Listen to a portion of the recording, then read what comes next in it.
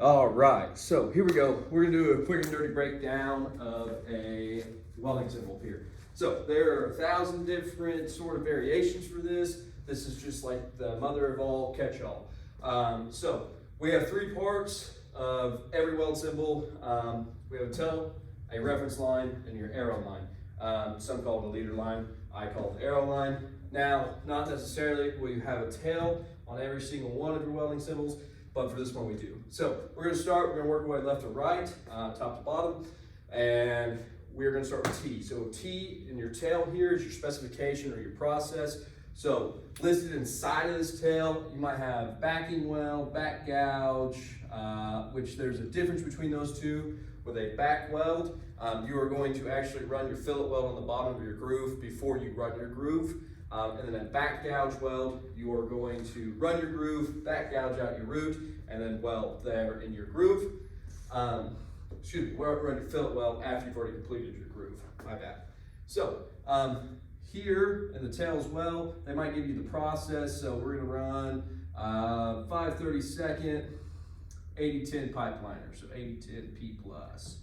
Okay, so they might give you the specification or the process in here. They can give you both. It just really depends on the print and the welding. Right here, we have an S, which is your size of your weld. Now, not all the time will you see all this up here. So we have our depth of groove and our size of groove, or size of groove weld, I should say. So that S here, this S represents size of fillet welds. So sometimes they will just give you one number, and I'm going to draw just a little guy down here. Hopefully you can still see it on there. And the reason these squirrely lines are in here is so we don't get confused. There are different symbols for different weldments. So like a fillet weld symbol would be this right here. Okay. Now on the left-hand side, you're always going to have your size. If it's not specified, you're going to go with industry standard at that point. So we're going to call for a 1/4 inch weld. Okay, so 1/4 inch weld on both sides, not very difficult, not very complex. Now, you don't see the D or the S here because a fillet weld is not in a groove. If it's in a groove, it's going to give you the groove size and the depth of the groove. And the way I remember that is depth is on the left. So, the other thing with these fillet welds though, is you can have different size legs. So if we have different size materials, we can have different size legs. So if I have a 1/4 by 1/2 inch fillet weld on arrow side, because if we have a weld indicator on the top side of our reference line, that means it's going to be the opposite side of where the arrow is pointing to. If it's on the bottom, it's going to be the same side that the arrow is pointing to. So that being said, if I have a 1/4 by 1/2 on the opposite side, that means if I have a T-joint here, and I'm going to run out my T-joint on my material, okay, I have a T-joint right here. I'm going to go up and out 1/2 inch. Up always becomes before out in our case. So I'm going to have a 1/4 inch up and 1/2 inch out. So look, and of course this isn't perfect, but you can tell it's wider than it is tall. Okay, so that is what this weld symbol would indicate on this joint. All right. Now, your depth and weld groove size, these two here, they would be paired up together. So you'd have 2 measurements. So if we, for example, had this weld joint here, and we're going to point our arrow this side here, excuse me, and these numbers can be on either side of the reference line depending on your weld symbol. So right here I'd have 2 1/4 inch welds. Right here I'd have a 1/4 inch weld, same side as arrow. Right here I have a 1/4 inch fillet weld, opposite side of arrow. But back to that depth and size of groove weld, obviously I'm going to need a groove. So right here on my good old reference line, I'm going to draw the symbol for a U groove, and I'm going to call it the depth. We're going to go 1/2 inch, and the groove weld size is going to be 5/8.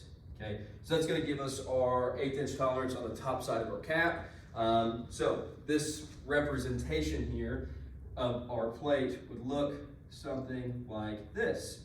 Because I don't have a gap or anything else in that weld symbol. Now that's a little bit off here. Let's draw this up just a tick.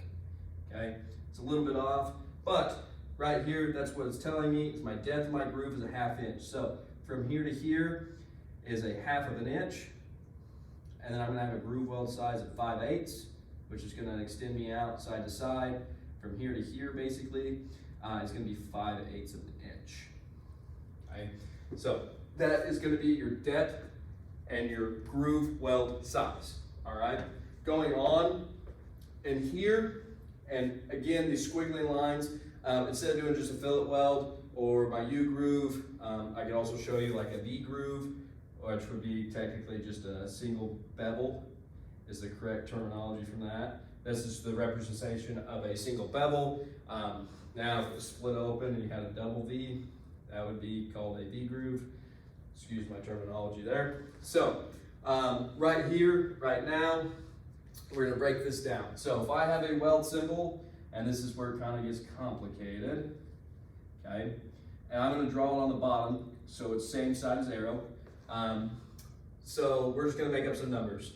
Our R right here, and we're gonna do a bevel, or a V-groove, V-groove here, not a bevel. Bevel is just one side of a V-groove is both sides, okay? So our R in this representation is our root opening. So I'm gonna call for 1/8 inch root opening, okay? Our A, that is gonna be our angle. So we're gonna call for a 37.5, gives us 75. So we can do 75 degrees here, okay? That's gonna be the angle opening of our groove. And son of a gun, I drew this on opposite side, not same side. I lied to you. So this line right here represents our contour, or just our contour. So, excuse me, a flat line here means flush or flat contour. We have a concave, and we have a convex contour as well. So this one right here is our concave. I think of it as you're walking into the mouth of a cave. And so that would make that weld be concave. Now we're not looking for that on our fills and caps. Of course, on our root and our hot pass we are. And then we have our convex, which is what we're kind of looking for in our cap, where it's built up and has a belly to it. And our flush, that's what we're looking for on our fill. So we're gonna go with let's go with a convex, okay, weld symbol. And then our F is our finish, okay? So our finish, it can be machining, rolling, grinding, chipping. There's a whole bunch. They're all designated by abbreviations. I have a handout for that. I can send you if you're interested. So our finish, we're gonna go with a G for grinding. Okay, we're gonna grind it. All right. So what this joint would look like right now as it is, it would look something like this. Now, of course, my angles are not gonna be perfect. I really wish I was a better artiste than I am, but I'm just not. So here's what our drawing would look like at the current moment. Okay, we have an 1/8 inch gap from here to here, so I'm just going to draw some extension lines out, 1/8 inch, okay, and from here to here is 75 degrees. So boom, boom, 75 degrees from our angle opening. Now, the convex portion of this, right, that would be for our actual weldment, so our weld inside of there, and then our G for our grind would be after we put our weld in there as well.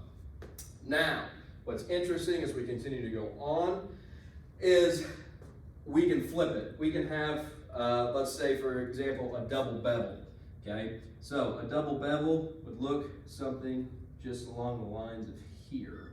So on our double bevel, we're gonna have one on the same side as, or opposite side of arrow, I should say, and we are gonna have one on the same side as arrow. And of course, my old RT skill's still not the best.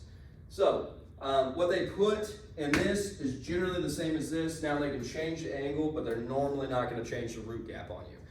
As a welder, you can't really vary the root gap, but they might change the angle on you just a tick. Okay, so we're going to call it right here. We're going to go ahead and we're going to say, I'm hoping you can see this. Let me look at my cup here just to make sure. We're going to say, let's go to the 16th root opening. And we're gonna go with a 90-degree angle, okay? So, right here, we would have our double bevel, basically. So we have a straight edge right here for our bevel, and then we would have a 90-degree opening, which I messed up. We're gonna call that 45. I'm sorry, 90 degrees just would not work. We'd be straight again. I was thinking of a V groove. I apologize, making these up on the fly. So this would be our double bevel here, and that would be the representation of it. Now, we still have our 16th root gap, so from here to here, it's going to be a 1/16 of an inch, right? And then from here to here would be our good old 45 degrees. Now, we're going to call this one, since I already drew it wrong, we're going to call that one a 60. Okay, so from here to here, because it's, excuse me, this one would be 60. Goodness gracious, I'm butchering this. This would be 45. Got a little confused for a second. So opposite side of the arrow, right here would be 45. Same side as the arrow would be 60. My apologies, I messed up. Bottom of the reference line is same side as arrow. As I was going along, I misrepresented. I apologize. Okay?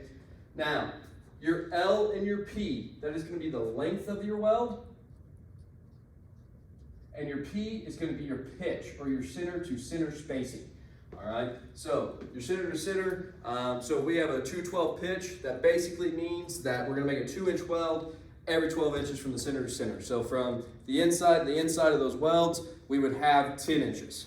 Okay, so that's going to be your center to center spacing. Now, they might not give you a pitch, they might just give you a length. So if I come back over to here, I have a 1/4 inch fillet weld and 1/4 inch fillet weld. It's going to give me a length of maybe 18 inches.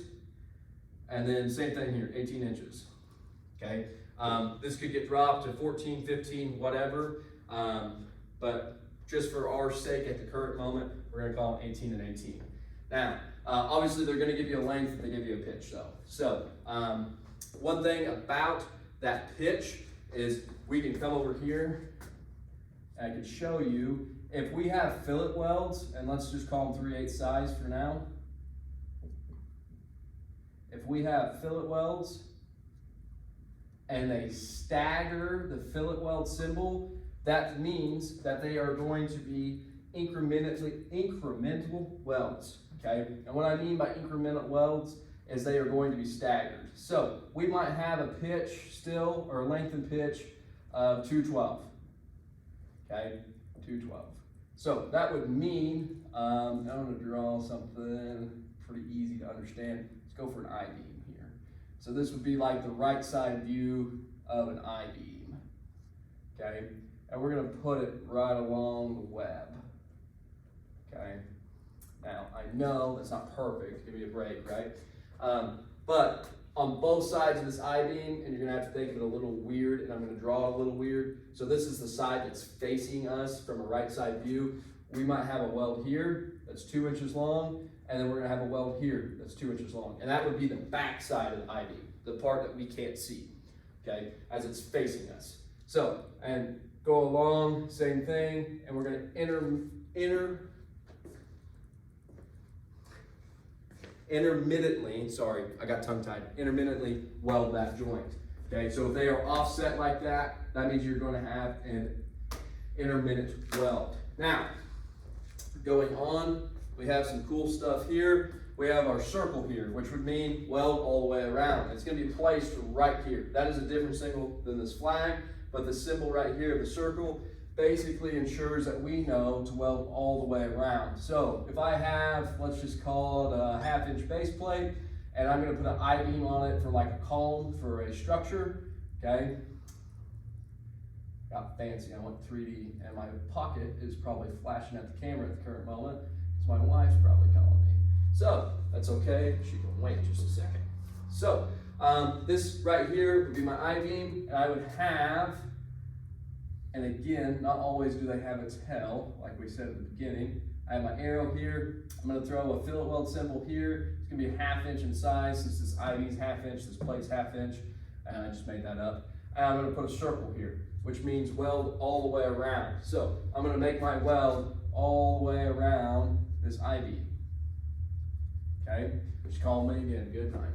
So right here, we have a flag, which that indicates that your weld is going to be made in the field, all right? So you have a field weld there, and generally in the specification of the process, you're gonna know whether or not it's gonna be a field weld. We threw 80-10 pipeliner at this, so over here, so I know that's probably gonna be in the field. because I'm running a process that's generally used for the field. Now, if they put 035 ER70S-6, I would probably know I'm running MIG. It's going to be inside the shop. I highly doubt I'd ever see this symbol. Okay. Now the N here, this is where it gets a little more confusing. The N in that aspect is the number of spot welds, okay, or a number of welds. And they do not have to give it to you in an actual length or number. So they might put in there, okay, I'm gonna go for a plug weld. So a melt through or plug weld symbol is gonna be like this right here. And we're gonna go opposite side of arrow, okay? And right there on the bottom, it might tell me every 6 inches. Okay, now, it might tell me instead of that, and again, that's just the symbol for it, it might say 400. Okay, so we space them out, make it look pretty, and we put 400 spot welds down, right?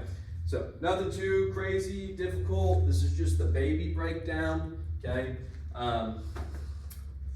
We can go a little more complex. We can add more reference lines in, okay? So if I come over here and I'll still have my arrow pointing somewhere, but I can have more, I drew my arrow backwards, sorry. I can have more than one reference line, okay? And generally, you're gonna work your way in and out. And it just depends on the process. So if I have it just like that there, I'm gonna put this one on opposite side. So I'm gonna have V groove, opposite side, 1/8 inch root gap, with an angle of 75 degrees and a flat contour, okay? Now over here, I'm gonna put a U groove, okay, with an 1/8 inch gap, and it's not gonna have an angle because it's a U groove, but I'm gonna call for a convex symbol, and I'm gonna machine it flush, okay? So that would get a little more complicated. We can also add in tails into that as well, and each tail might have something different. So if this was just like a specialty weird process, I can still throw my flag up and out, same here. So this one might be 60-10 all the way out. And this one might be 70-24 for root, which you wouldn't do, but I'm making it up as we go. And then you might have a 70-18 filling gap. So that is just kind of the quick, dirty breakdown of weld symbols and what they mean. I hope this video helps. Of course, if you have any questions, come talk to me, email me, call me, text me, and we'll get you set up and ready to roll. So I appreciate you tuning in and paying attention. Have a great night.